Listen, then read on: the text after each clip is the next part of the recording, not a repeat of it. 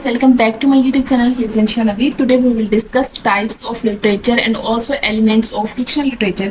जैसे कि आपने पहली वीडियो में देखा होगा, हमने उसमें इंग्लिश लिटरेचर को पढ़ा था, उसकी डेफिनेशन पढ़ी थी, उसकी इंपॉर्टेंस वगैरह को देखा था, शॉर्ट सी वीडियो थी। आज जो टॉपिक हम डिस्कस करने वाले हैं वो उससे थोड़ा लेंथी होगा, लेकिन वो बहुत अच्छा और ईजी है। इसको ज़्यादा मैं डिटेल में एक्सप्लेन नहीं करूंगी क्योंकि जो मैंने नोट्स बनाए हैं वो बहुत ईजी हैं। आप खुद एक दफ़ा उसकी रीडिंग करेंगे, आपके माइंड में सारे कंसेप्ट क्लियर हो जाएंगे। वीडियो को स्टार्ट करने से पहले आपसे रिक्वेस्ट है कि अगर आप मेरे चैनल पे न्यू हैं तो वीडियो को लाइक कर दें, चैनल को सब्सक्राइब कर दें, बेल आइकन को प्रेस कर दें ताकि मेरी हर आने वाली वीडियोस आप तक पहुंच सके। स्टार्ट करते हैं टाइप्स ऑफ लिटरेचर। लिटरेचर है two types, fictional literature, non fictional literature. अब मैंने आपको लास्ट टाइम बताया था कि फिक्शनल लिटरेचर वो होता है जो इमेजिनरी होता है, रियलिटी बेस्ड नहीं होता, जबकि नॉन फिक्शनल लिटरेचर वो होता है जो फैक्ट्स और रियलिटी बेस्ड होता है। फिक्शनल लिटरेचर देखें, literature is imaginary composed writing or work of art that is meant to provide information, education and entertainment to the readers. In other words, fictional literature is based on the writer's imagination rather than reality. वही बात कि fictional literature जो होता है वो writer की imagination पे base करता है, रियलिटी पे बेस कम करता है। और example of fictional literature includes poems, plays, short stories, novels and songs. ये सारी जो हैं ये फिक्शनल लिटरेचर की एग्जाम्पल्स हैं। नेक्स्ट है non fictional literature. Non fictional literature is factual based यानी रियलिटी बेस्ड राइटिंग और written work that gives facts that can be proved as it. Actual facts होते हैं और उनको उसी तरह प्रूव किया जाता है लिटरेचर में। Provide real places, events, characters, times and reality other than imaginary things. यानी उसमें जो प्लेस होती हैं, इवेंट्स होते हैं, कैरेक्टर्स, वो भी रियलिटी बेस्ड होते हैं, ना कि वो सिर्फ इमेजिनरी होते हैं। For example, it include autobiography, essays, diaries, journal, magazines, newspaper and subject textbook such as geography, history, civics and education, etc. इन सब चीज़ें ये जो हैं ये आपको नॉन फिक्शनल लिटरेचर मिलेगा। ये रियलिटी बेस्ड होते हैं। किसी की ऑटोबायोग्राफी है, उसने खुद अपनी लाइफ के बारे में हिस्ट्री लिखी है तो उसकी ऑटोबायोग्राफी यानी एक ओरिजिनल कैरेक्टर की, ओरिजिनल पर्सन की जो है वो ऑटोबायोग्राफी है तो वो आपके पास नॉन फिक्शनल है। कोई ऐसे है स्कूल के बारे में, रियलिटी में स्कूल है तो उसके बारे में बच्चों ने ऐसे लिखा हुआ है तो वो भी नॉन फिक्शनल एक एग्जाम्पल है। डायरी है, किसने अपनी डेली रूटीन लिखी है, नैरेटिव राइटिंग की हुई है, वो भी नॉन फिक्शन होती है। In our study of literature in English, however, we shall concentrate on fictional literature.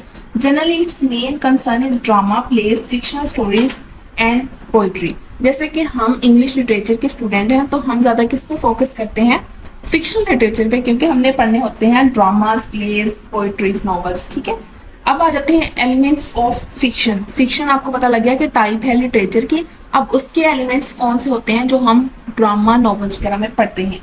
पहला एलिमेंट हमारे पास है author, second setting, third plot, fourth पे थीम, सिक्स पे कैरेक्टर्स, सेवंथ पे स्टाइल्स और एट्थ पे लैंग्वेज। ये 8 एलिमेंट है हमारे पास फिक्शन के। फर्स्ट देखें ऑथर। ऑथर कौन होता है? This is the writer of any written work. किसी भी रिटन वर्क के राइटर को ऑथर कहते हैं।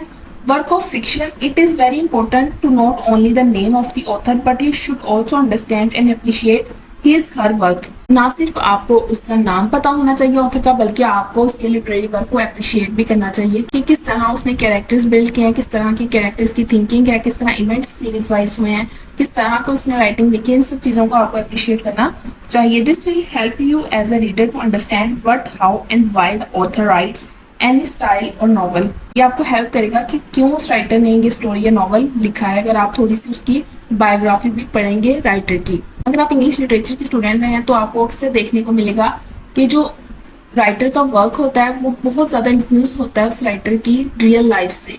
अगर वो उसकी रियल लाइफ कुछ ऐसी है कि वो बहुत ज़्यादा सैड लाइफ उसने गुजारी है तो उसके वर्क्स भी आपको कुछ ऐसे ही मिलेंगे। For example, author have different writing style in their work and they are motivated variously in their writing a story. Once you appreciate these things about the author, it most likely that you shall understand and enjoy the story you are reading and analyzing. अगर आप किसी चीज़ पे अगर देखें ना, किसी ने social media पे कोई पिक्चर अपलोड की है, आप उसको अच्छे अच्छे कमेंट कर रहे हैं, ठीक है, वो पिक्चर अपलोड करने वाले को भी लगता है कि मैंने शायद बहुत अच्छा काम किया, मेरी पिक्चर बहुत अच्छी आई है, ये जो मैंने चीज़ पोस्ट की है वो बहुत अच्छी है, लोगों ने बहुत लाइक की। मतलब इंसान को मोटिवेशन मिलती है अगर आप अच्छा रिस्पॉन्स देते हैं। इसी तरह इससे पहले जो थी वो लिटरेचर में जो राइटर तक आपकी कह लें पहुंच जो थी वो नहीं थी, लेकिन अब सोशल मीडिया के थ्रू हर इंसान जो है वो शॉर्ट स्टोरीज, नॉवेल्स ये फेसबुक पे भी अपलोड करते रहते हैं। पहले ये थे कि स्पेशल मैगजीन्स वगैरह अपलोड होते, स्पेशल मैगजीन्स वगैरह आपको बाजार से जाके खरीदने पड़ते थे, लेकिन अब ऐसा नहीं है। अब आपको इंटरनेट पे हर चीज़ मिल जाती है। आप इंटरनेट पे कमेंट्स के थ्रू राइटर्स को अप्रिशिएट कर सकते हैं। सेकेंड पे हमारे पास रहता है setting. This is the place and time in which the story unfold और टेक प्लेस। स्पेसिफिक टाइम कहते हैं ये स्टोरी जो है वो 1642 में लिखी है, 1948 में लिखी गई, ठीक है। स्पेसिफिक टाइम और किस जगह पे थी, लंदन में इसकी सेटिंग है, ये फलां वो, मतलब इस तरह की जो होती है सेटिंग में, जिसमें आपको स्पेसिफिक टाइम और प्लेस बताई गई होती है, वो सेटिंग होती है। Setting is important in understanding the background and impact of story और इंसिडेंट इन द स्टोरी। ये सेटिंग का आपको पता होना बहुत जरूरी है, क्योंकि पूरी स्टोरी में आपको उस कल्चर का इफेक्ट मिलता है, उस एरा के, उस एज के आपको रिफ्लेक्शन नजर आता है उस लिटरेरी वर्क में। If a story is well told, we call the setting. Later, long after we have put the story aside, where the setting threatens the character, it creates the conflict which is as important in fiction writing. So, interpreting the story, you have to ask and answer such question as.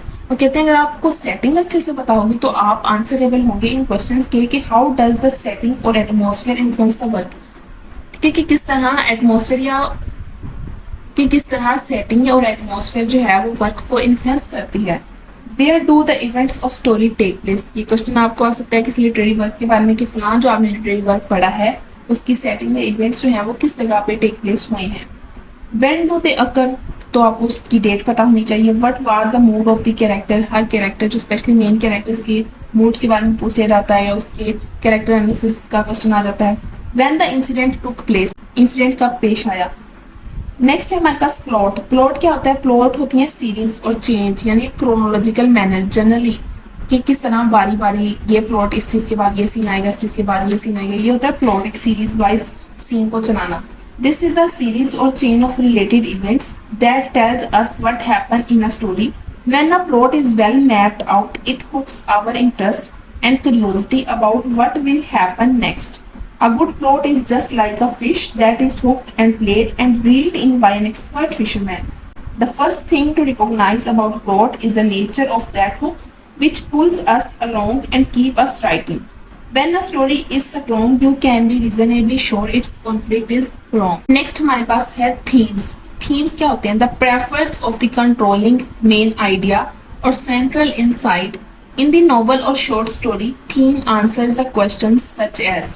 Theme आपको पता है कि जो main idea होता है पूरे novel का, story का, वो आपके पास कुछ पॉइंट्स होते हैं, वो ये स्पेसिफिक नहीं होता, काफी ज्यादा भी हो सकते हैं थीम्स। अगर आपने कोई स्टोरी पढ़ी है तो आप इस तरह के क्वेश्चंस अगर आपको एग्जाम में आते हैं तो आप आंसरेबल होते हैं कि what does it mean, what is the objective of writing a whole story, what the reader perceive, आपने क्या परसीव किया, इसका मतलब क्या है, इस पूरी स्टोरी का ऑब्जेक्टिव क्या था। इन सब के आप आंसर्स थीम्स को बताते हुए दे सकते हैं। A theme is usually stated in a sentences or statement. This is so because a theme has to say something about the subject rather than just stated as subject phrase. Next हमारे पास होता है characters. Characters are persons or animals involved in a story in order to entertain and show us some truth about human experience and ourselves. Main character जो होते हैं वो protagonist और antagonist होते हैं, यानी एक हीरो होता है और विलन, जो इनका मेन सारा कह लें कि फाइट चलती रहती है पूरे स्टोरी में। A good character should be alive to help us appropriate A good character should be alive to help us appreciate the story well. In a story, we can recognize a character by his appearance, actions, and thoughts. However, the best story is one in which the writer does not tell much directly about what the character is like. Instead, you learn about the character indirectly by how the character acts and how others act towards him, and by noticing what he think and what he say. कहते हैं कि best character best story वो होती है जिसमें जो writer होता है वो कैरेक्टर के बारे में ज्यादा डिस्क्राइब नहीं करता, बल्कि रीडर जो होता है वो पढ़ने वाला खुद अज्यूम करता है उसकी डायलॉग से, उसके एक्शन से वो खुद परसीव करता है कि ये कैरेक्टर किस तरह का है और वो कैरेक्टर दूसरों के साथ किस तरह बिहेव करता है और बाकी उसको उसका रिएक्शन किस तरह का मिलता है। इसके अलावा वो बताते हैं कि कैरेक्टर अगर अलाइव हो तो ज्यादा अच्छा हो जाता है उनको समझना और उनको अप्रिशिएट करना। अगर आप कार्टून्स भी देख रहे हैं ना तो कार्टून्स में भी ये माउंटेन्स, ट्रीज, माउंटेन्स, एयर, हर चीज जो होती है उसमें उन्हें अगर अलाइव दिखाई गई होती है, यानी वो ये पहाड़ वगैरह हर चीज वो बोल रही होती है। इस तरह वो कार्टूनिक फॉर्म में शो करवाते हैं उनका कैरेक्टर डिस्क्राइब करने के लिए वो किस तरह के हैं, पॉजिटिव कैरेक्टर हैं, नेगेटिव कैरेक्टर्स हैं। ठीक है। नेक्स्ट हमारे पास डेफिनेशन है कैरेक्टराइजेशन की। It refers to the kinds of characters, characters की वो किस्म है। The novels and short stories has depending on the level of their development and involvement in the story by the book. Characterization basically वो characters होते हैं जो किसी story में इन्वॉल्व होते हैं और उनकी डेवलपमेंट होती है उस स्टोरी के through time to time. In other words characterization deals with such questions why do character act as they do, कि उस कैरेक्टर ने इस तरह बिहेव क्यों किया। इसका आंसर आप दे सकते हैं ना, अगर आपने उस कैरेक्टर के बारे में अगर आपको नॉलेज है तो आप उसको डिटेल में बता सकते हैं कि this thing happen that's why they react as they do. What are their motives, उन कैरेक्टर्स के मोटिव्स क्या होते हैं। डू द कैरेक्टर चेंज, क्या कैरेक्टर आपको स्टोरी में चेंज होते नजर आते हैं, मतलब टाइम टू टाइम उनके थॉट्स थिंकिंग ये चीजें आपको चेंज होती नजर आती हैं उनके किसी स्पेसिफिक रीजन की वजह से। हाउ डू दे चेंज, क्यों चेंज हुए, इसकी रीजन भी वो इसकी रीजंस भी पूछी जा सकती है। प्रोटैगनिस्ट कौन होता है, द लीडिंग कैरेक्टर और one of the major character in a play film novel ETC. Protagonist hero जो होता है, मेन लीडर होता है, लीडर कैरेक्टर होता है किसी स्टोरी का जो पूरी स्टोरी को लेके चलता है। एंटोगनिस्ट कौन होता है, a person who actively opposes और इन हॉस्टाइल टू समवन और समथिंग एन एडवर्सरी।